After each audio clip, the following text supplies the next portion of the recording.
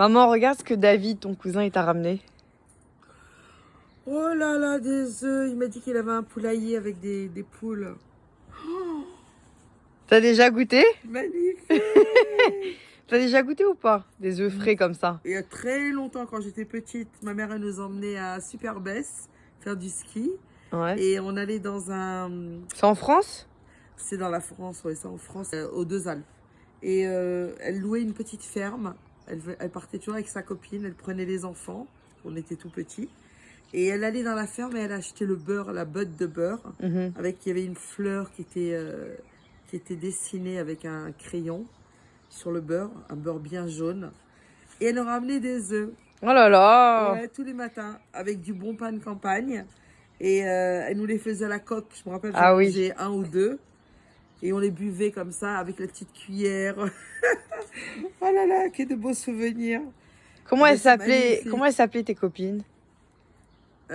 C'était pas mes copines, c'était les copines de ma mère et elle venait avec ses enfants. Ah, j'ai compris. Il y avait Laurent et il y avait Muriel. D'accord. C'était les enfants et elle s'appelait Colette.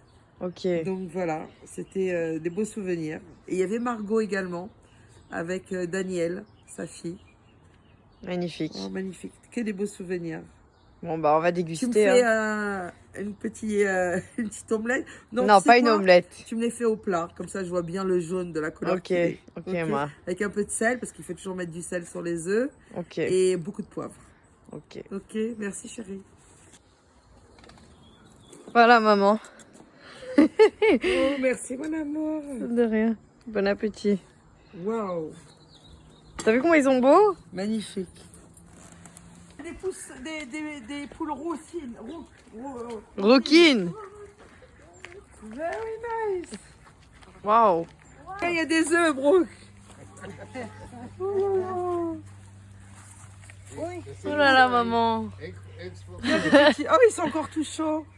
C'est beau. Regarde-moi ça. Des petits jumeaux. On les apprécie plus comme ça. Hein. So when they make the eggs, it can be anywhere? Or usually always they here? put here. Oh, but you cannot go in the garden and... No. Oh, no. okay. It's like Easter. Easter hunt. The little, yeah, sometimes. Alors bon, l'histoire de ces poules, c'est très rigolo parce qu'avant, ils avaient un coq. Et le coq, à 4 h du matin, il fait cocorico. Donc il réveillait tous les voisins. À la fin, ils ont fait une pétition, ils ont dit non, on peut plus. Maintenant, eux, leur goal, c'était que quand il y a un coq dans la basse-cour, et ben les œufs automatiquement ils sont fécondés et ça devient des petits poussins. Ah. Maintenant le problème c'est que eux ils voulaient développer, avoir plus de poules et grâce à ces petits poussins qui allaient naître avec les œufs. Là maintenant comme ils ont enlevé le coq parce que les voisins ils ont fait cette pétition, maintenant les œufs qu'ils ont, et ben c'est des œufs qui ne sont plus fécondés.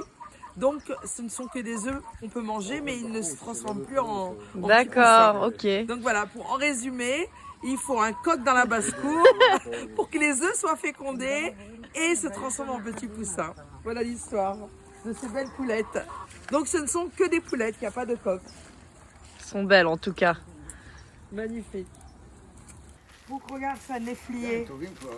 C'est les fruits favoris de mon père. Là, on peut dire que c'est vraiment naturel. Même la peau, tu n'as même pas besoin de l'éplucher. Alors, il y a des noyaux noirs.